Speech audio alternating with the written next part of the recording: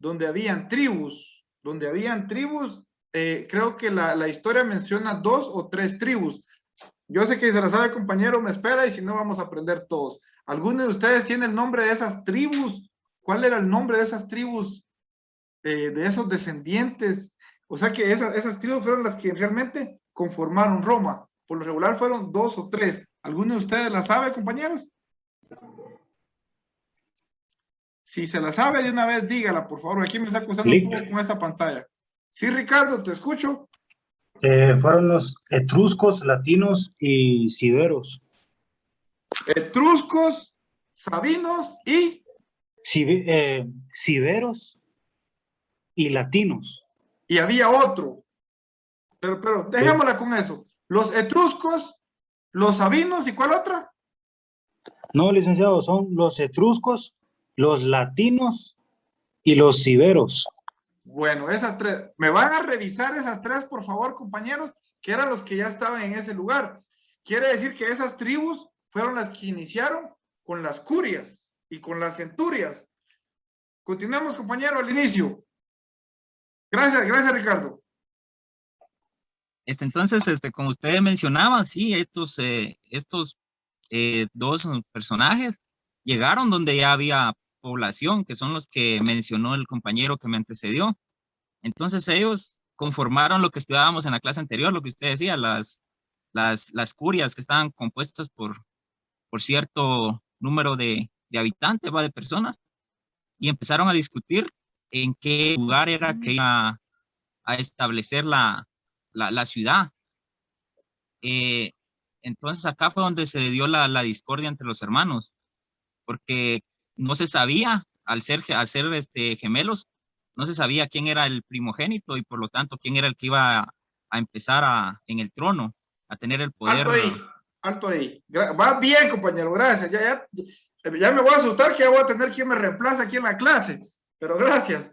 Les pregunto, compañeros, en base a lo que dice ahí el colega, ¿quién fue entonces el primer rey de Roma? ¿Y quién dio inicio a la monarquía? Cuando enumeramos 7 reyes, este sería el primero. ¿Quién fue el primer rey de Roma según esa historia? Rómulo. Minor, ¿cómo está, compañero? Mi colega ahí, gracias por estar presente. Yo sé que hace un gran esfuerzo y valoro mucho eso. Gracias, Rómulo. Rómulo fue el primer rey. ¿En qué etapa, compañeros? ¿En el imperio, en la monarquía o en la república? En la monarquía. Gracias, Damaris. Buenas noches, Damaris Ramírez. Cuénteme, ¿cuáles eran las 3 etapas sociopolítico-económicas de Roma? Las vimos en la clase pasada, y si alguien la puede ayudar, excelente. Eran 3, y esas les vienen para el examen. La monarquía, la república y el imperio. La república y sí, el imperio. Gracias, María José, y gracias, Damaris. La monarquía, la república y el imperio. Y hace referencia al primer rey. ¿Alguno de ustedes, dentro de lo que investigaron, o no sé si yo les dejé esta tarea, que investigaran los nombres de los 7 reyes y que los tenga por ahí a la mano? Porque no se llamaban Juan, no se llamaba Pedro, no se llamaba Elías, no, que la verdad que tenían unos nombres algo raros. Y con eso vamos a iniciar la clase del día de hoy. Licenciado. Ricardo, nuevamente, gracias, Ricardo. Dime. El primero fue Rómulo, después le sigue Numa, Pompilio, después Tulio, Hostilio y Anco Marcio. Ahí van y 4. Después siguen los etruscos. Ajá, esos fueron los primeros. ¿De dónde eran? ¿Eran sabinos? ¿O eran latinos? Porque luego siguen los reyes etruscos. ¿Y cuáles eran esos que siguen?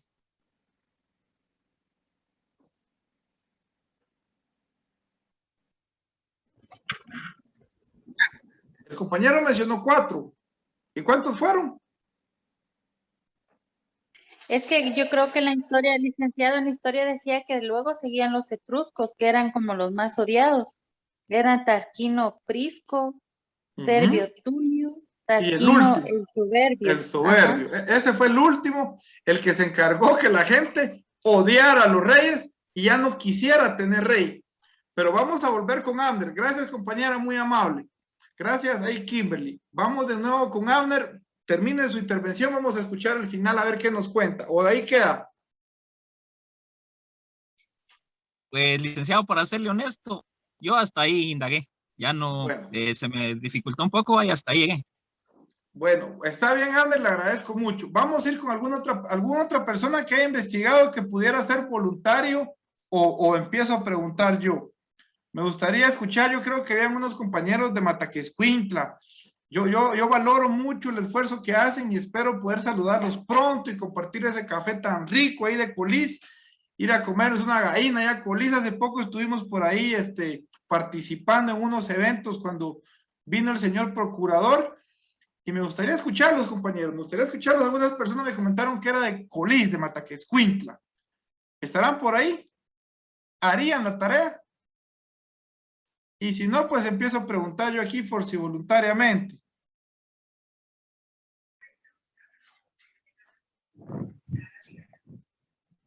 Si está por ahí, inicie.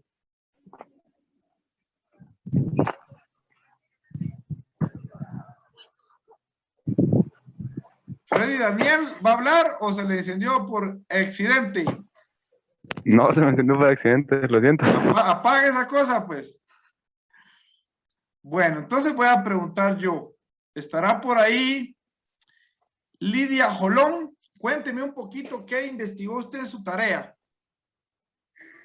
Buenas noches, licenciada. Mucho gusto. Yo soy de Mataquescuintla. Yo sé, por eso le estoy preguntando. Y ya tuve la oportunidad de recibir clases con usted en pedagogía. Ah, ¿en serio? Mire, ¿y qué Sí, recuerda? hace un par de años. Me alegro ¿Qué manda? mucho, mire la vida, pues, qué bendición, me alegro mucho. O sea que usted tuvo la oportunidad de compartir clases presenciales. Sí, hace ya un par de años, pero sí me recuerdo que llegó y la licenciada Gisela nos lo presentó. Ah, pues mire, pues aquí estamos en esta nueva etapa ahora en línea. La verdad que yo aquí me siento como que fuera un gato maniado, me siento que me cuesta un poco dar clase, pero trato de hacerlo de la mejor manera. Cuénteme un poco qué investigó y cómo va viendo el desarrollo del curso, compañera. Qué bueno volverla a encontrar por acá. Igualmente, licenciada.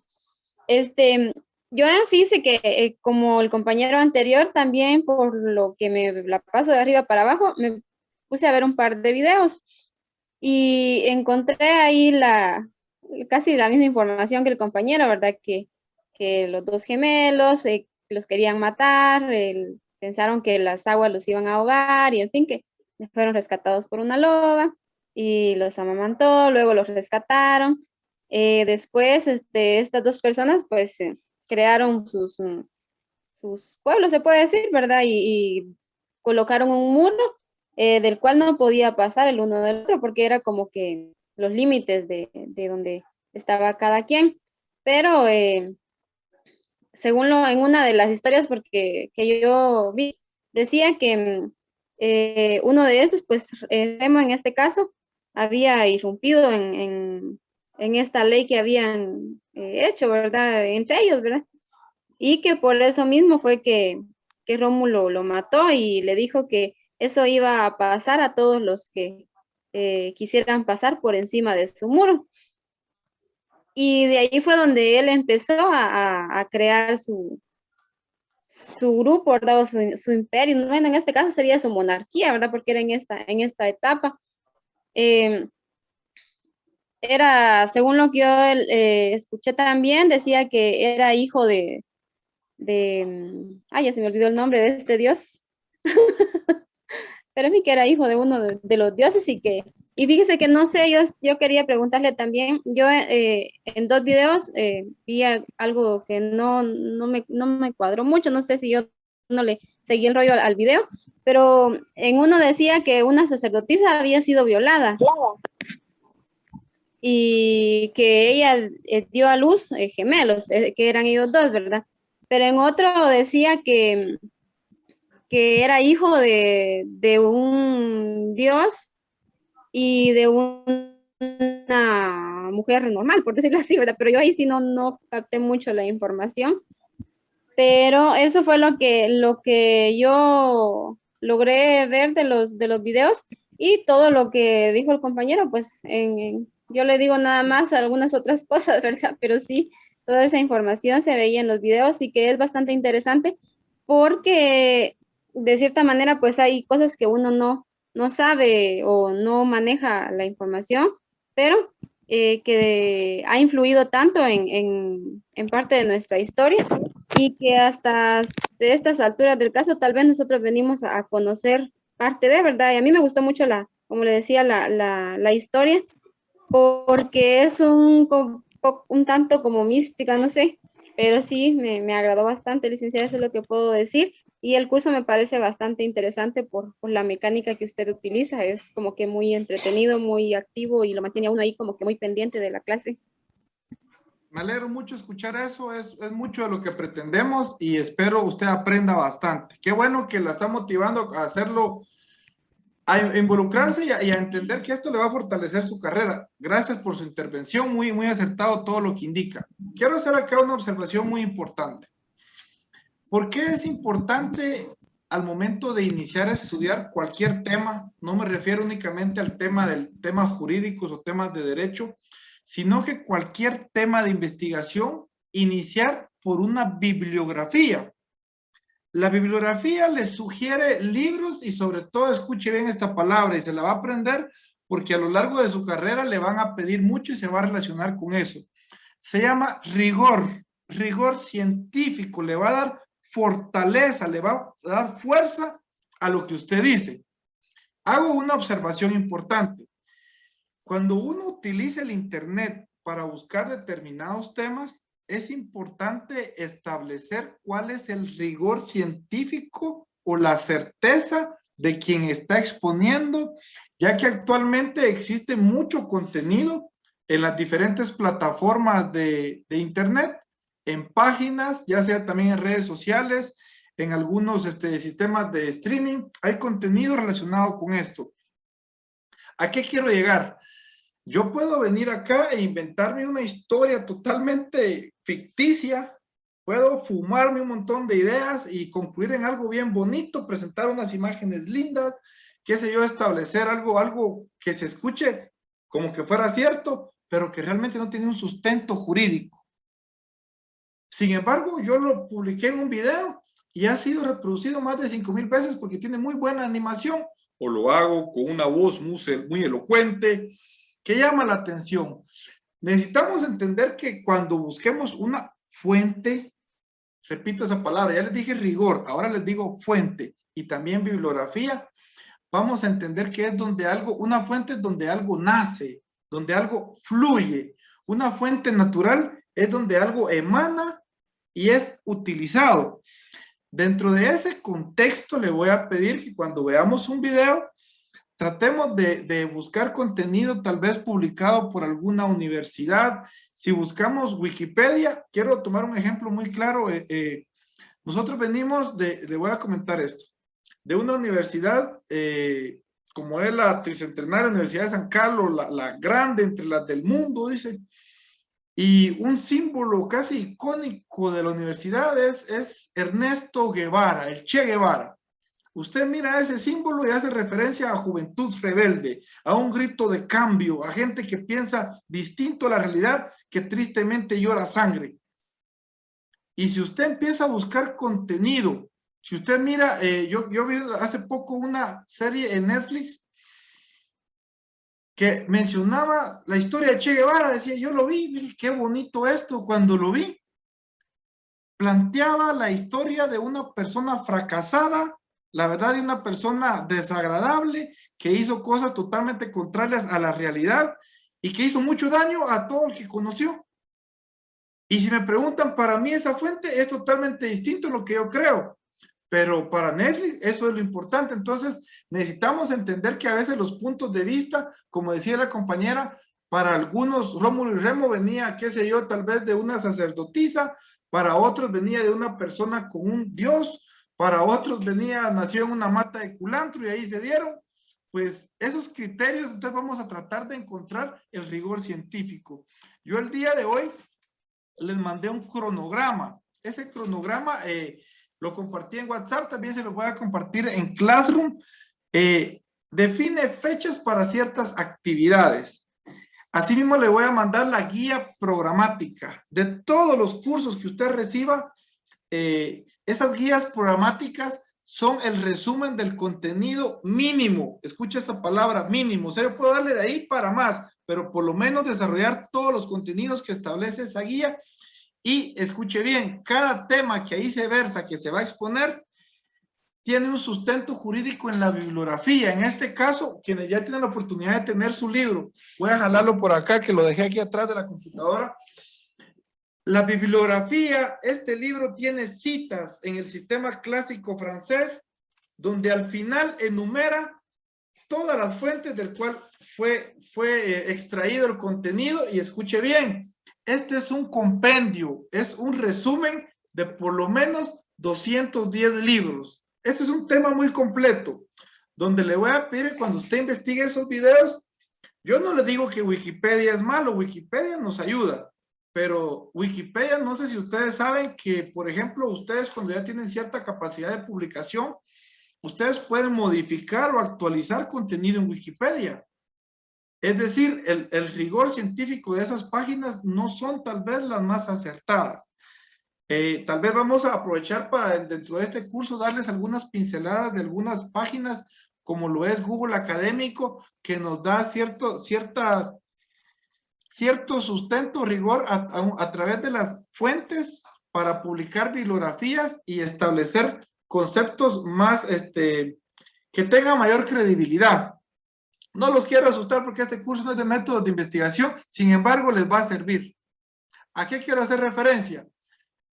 Usted mire videos, excelente. Usted tiene un podcast o un audio ahí que pueda escucharlo, hágalo, le va a servir. Pero yo le pido que se base en este libro. Acá no hay necesidad de que vaya a ir tal vez que porque gasté datos, no hay energía, se me fue el internet. Con este libro, cuando usted lo imprima, va a poder usarlo sin energía, aunque no tenga saldo, aunque no tenga datos. Me gustaría que lo manche, que lo señale, que le ponga anotaciones, porque así se mira que un libro fue disfrutado y que realmente usted le sacó el mayor provecho. ¿Dónde tiene que basarse usted para entender el contenido? Estamos desarrollando generalidades. ¿Qué son las generalidades? Es el primer capítulo.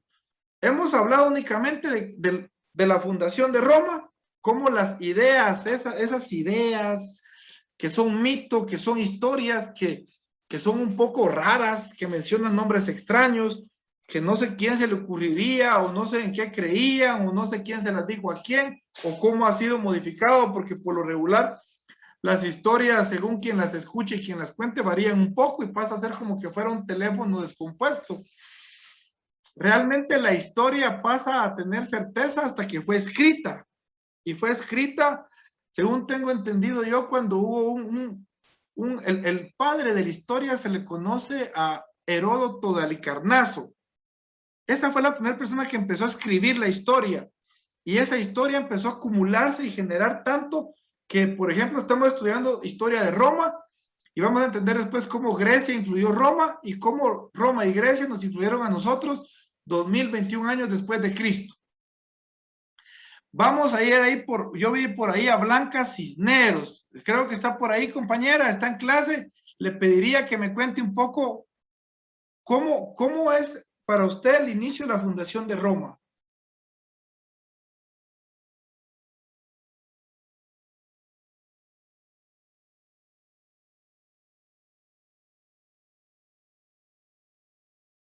Está por ahí Blanca, y si no, vamos a irnos con Juan Carlos. Me sale aquí únicamente, no alcanzo a ver los apellidos, compañeros.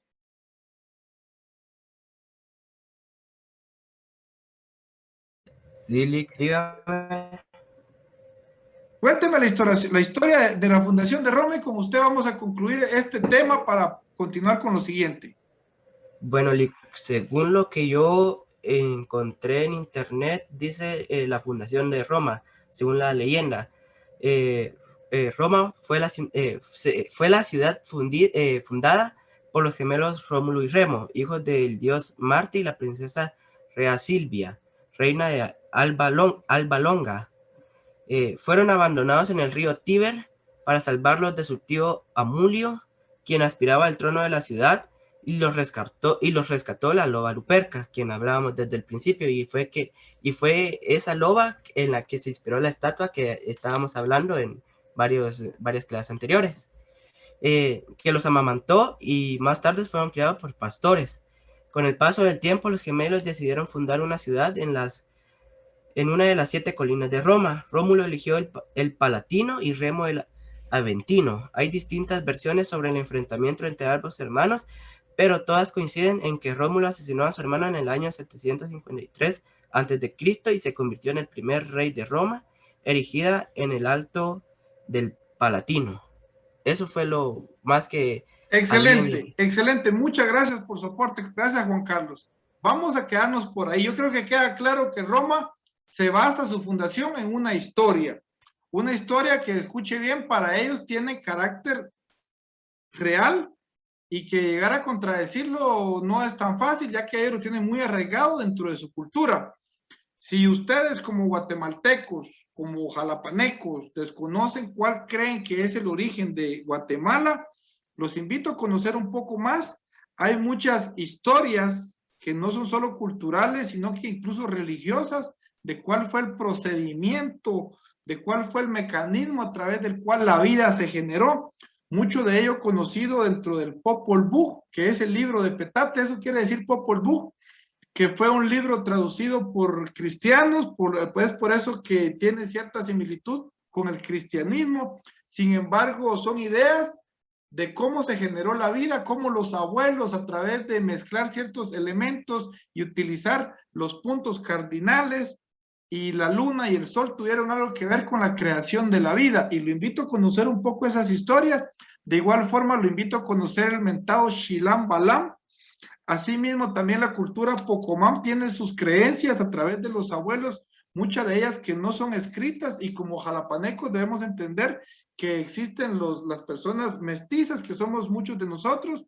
En lo personal me apasiona mucho el tema de los chincas y de los pocomames, personas que tienen una cosmovisión o un entendimiento distinto a la realidad que muchos de nosotros percibimos, donde claro está que de la mano van las ideas del cristianismo que nos tratan de ejemplificar la forma de creación del soplo de vida. Y si usted profesa una religión, no lo quiero hacer dudar ni contradecir, no, que al contrario lo motivo a que usted profundice más en su conjunto de valores y creencias para que los pueda defender, y no sea esta una clase que lo haga dudar, sino que al contrario que lo motive a profundizar más en los temas que usted defiende y cree. Ya tenemos clara la fundación de Roma. Ya tenemos los nombres, como decían por ahí, de 7 reyes. Incluso ya entendimos de que habían diferentes tribus y tenían un origen distinto, donde empezaron a través de uno denominado, ya vimos el nombre, y luego hubieron 7, cada uno, escuche bien. Yo no le voy a preguntar tanto el nombre porque son nombres raros y por lo regular a muchos de ellos se les conocía por un argumento. Y hago referencia acá. Tarea para el día miércoles. Tarea para el día miércoles. Y ese día sí quiero que todo el mundo me la tenga a la mano porque se las voy a preguntar. Van a encontrar, van a crear. Miren qué bonito, porque muchas veces algunos de ustedes les pusieron un nombre, los bautizaron y ni les preguntaron, dijo Arjona. Les pusieron un nombre, los llaman en base a 2 nombres propios. Algunos, como vimos, ya tienen más y tienen apellidos. En Roma el nombre, como vimos ahí los reyes, tenía un nombre propio, que tiene un nombre, tiene un segundo nombre que hace referencia a lo que se dedicaba o alguna característica específica, y un tercer nombre. El nombre en Roma se componía de 3 elementos. Tiene una nominación en latín que está en el libro y que usted lo puede investigar. Esos términos del nombre, haga de cuenta que son 3 casillas. El nombre propio, a qué se dedica o alguna característica específica o algún sinónimo de su persona, y el lugar del cual usted provenía o donde residía. Entonces su nombre, escuche bien, se compone del nombre propio, a lo que se dedica, a lo que le gusta, a lo que lo caracteriza y de dónde es. He ahí que los nombres de los reyes hacen referencia a un nombre propio y no le digo apodo, sino que es alguna característica, y por lo regular, más adelante se dio mucho eso, que los emperadores tenían nombre propio, característica y el lugar de donde era. Repito, el nombre en Roma hace referencia a un nombre propio, a lo que se dedica, a alguna característica especial y al lugar de donde era. Si ustedes analizan actualmente, me imagino que ustedes ya tienen un código civil y en su momento lo van a conocer, o cuando desarrollen este tema se van a acordar de esta clase. El nombre, ¿cuál es el objetivo del nombre? El objetivo del nombre es individualizar a una persona. Es el medio por excelencia de individualización, de hacerlo único, para poder identificarlo. Hoy por hoy, en mi caso, mi nombre es Eric Osvaldo Navas Divas. Mucho gusto para los que no sabían mi nombre. Eric Osvaldo Navas Divas. 2 nombres propios y 2 apellidos. Por lo regular actualmente sucede que por azar del destino a otros padres también, aunque no tenga mi edad, otra persona puede tener mi mismo nombre, mis mismos apellidos. Es muy difícil que tenga eso, pero se da, y esa figura se conoce como homónimo. Un homónimo, hay personas que actualmente, algunos de ustedes tal vez sabrá de eso, pero que por llamarse como alguna persona que cometió un delito, alguna falta o es buscado por la policía, lo arrestan y mientras se averigua si es o no, permanece detenido tristemente por llamarse igual a una persona que andaban buscando, o alguno que debe o que realizó alguna situación, la cual es punible. Es entonces que el nombre puede repetirse. Pero escuche bien, lo que no puede repetirse actualmente son sus datos generales. Y en aquel entonces era fácil individualizar, por ejemplo, en Roma mi nombre fuera Eric, el abogado o el maestro, o en mi caso me gusta mi apodo que es Tigre, o incluso tengo un apodo de familia que me dicen Cabrita. Eric, el Tigre, ¿de dónde? De Jalapa. Entonces, si usted quiere buscar a una persona y me quisiera buscar a mí, fuera muy fácil identificarme por esos 3 elementos. Mi nombre propio, tal vez alguna característica o apodo, y de dónde soy para poder encontrarme, para poder reconocerme e individualizarme. Vaya usted pensando en el suyo. ¿A qué quiero llegar? Que actualmente tal vez ya no es un nombre como el de Roma, pero la esencia de esa institución, como lo fue el nombre en Roma, sigue estando vigente. Solo que hoy por hoy se le llama datos generales, donde a usted le agregan, aparte del nombre y apellidos, un número de identificación único, que es llamado el CUI. Porque si usted, abogado, conocedor del derecho, sabe que el DPI no se llama DPI. El nombre que aparece en su DPI se llama CUI, que es Código Único de Identificación. El DPI es el plástico a través del cual usted puede manifestar sus datos. Eso se llama DPI. Cuando usted le pide su DPI es el plástico. Cuando usted le pide su número es de CUI, de Código Único de Identificación. En este caso yo les voy a pedir, por favor, ustedes, futuros profesionales, abogados del derecho, se van a tener que saber por lo menos 2 números. Y esos 2 números, les quiero contar una historia. Había un pensador matemático, científico, fue hasta estudiante de química, llamado Pitágoras. Y Pitágoras fue un académico, un matemático, que cuando él expuso que iba a llegar el tiempo en el mundo, que íbamos a ser tantos, que para poder individualizarnos nos iban a asignar un número, se rieron de él, y ese tiempo está llegando. Hoy por hoy, por favor, y se lo voy a preguntar, apréndase para aquellos que ya tienen su CUI, su número de DPI es su número de CUI, se lo van a aprender. En este caso, van a aprenderse ese, y primero Dios, y confío que así va a ser, cuando se gradúe va a tener un código de colegiado. Y ese número de colegiado, eso va a ser un honor para usted. Va a dar tristeza si usted no se lo sabe. Y el CUI, mire qué elegante, qué profesional se ve usted cuando le preguntan su nombre. Mi nombre es Eric Osvaldo Navas Divas, su número de CUI o su número de DPI, a aquellas personas que manejan ese término. Mi número es 1695-83015-2101. Su número de colegiado, 27276. Su número de NIT, 2861-661-8. Su número de teléfono, ahí lo tienen ustedes a la orden. Son números que nos individualizan. Y los datos generales de igual forma nos hacen tan únicos que a pesar que nos llamemos igual, va a costar que otra persona coincida con nuestro número de CUI, con nuestra dirección, con nuestra nacionalidad, con nuestro estado civil, ya sea soltero o casado o pendiente, porque escuche bien, solo existen 2 estados civiles. No hay divorciado, no hay viudo. Hay o casado o soltero, no hay más. Entonces, ese dato general es más amplio para individualizar, pero es lo mismo que era en Roma. Eran argumentos que se le agregaban a su nombre para poder individualizarlo.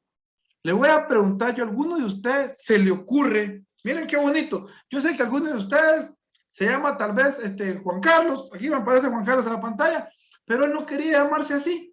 Él quería llamarse Bad Manuel, o se quería llamar Lionel, o se quería llamar Neymar. Pues hoy le voy a dar la oportunidad para el día miércoles que usted, no le digo que se lo invente, pero que cree su nombre. ¿Cuál sería su nombre? ¿Qué nombre le gustaría? ¿Cómo lo llamaran? Y le pregunto si a alguno de ustedes en este momento se le ocurre cómo sería su nombre en base a su nombre propio o cómo le gustaría llamarse, a lo que se dedica o alguna característica. Si van a ver, dice por ejemplo Julio César el Grande de Roma. O sea, alguna característica y el lugar. Le pregunto yo a alguno de ustedes se le ocurre su nombre y si no, de todos modos se lo voy a pedir obligatoriamente para el día del examen.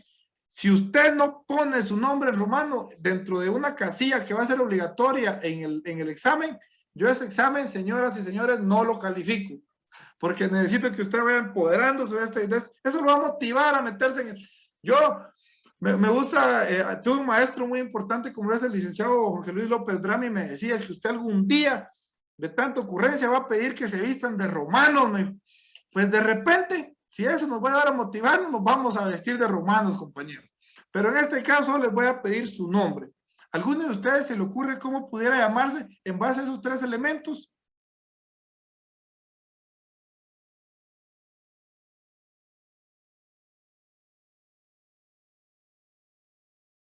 Si no hay ninguno, voy a poner yo un ejemplo. En este caso, Minor. Minor Alexander Ucelo es su nombre propio. Sin embargo, ¿cuál sería su nombre? Ya que yo lo conozco un poco. Minor es una persona que está muy entregada a la fe y hace mucha participación con respecto al servicio y al ministerio. ¿Verdad, compañero? Y usted vive en Jalapa. Así es, licenciado. Sí, me gusta participar mucho dentro de la iglesia. Gracias, compañero. Siempre le encargo una oración por mí, mi familia y nuestros propósitos y por todos nuestros compañeros. ¿Cuál sería su nombre en Roma? Minor pudiera ser el ministro de Jalapa. Miren qué sencillo. Minor, el ministro de Jalapa. O Minor, el pastor de Jalapa. Ajá, podría ser. Gracias, Excelente. compañero. Vamos a ir por alguien ahí, bueno, la compañera que cantó. ¿Dónde está, compañerita? ¿Está por ahí? ¿Cuál sería su nombre? Lili. Cuénteme, ¿cuál Pues, es su nombre, Florecita? Flor, la maestra de Jalapa. Excelente. Mire, pues, ahí está lo más sencillo posible y por ejemplo, si a ustedes la quisieran individualizar, si me pregunta cuántas flores maestras de Jalapa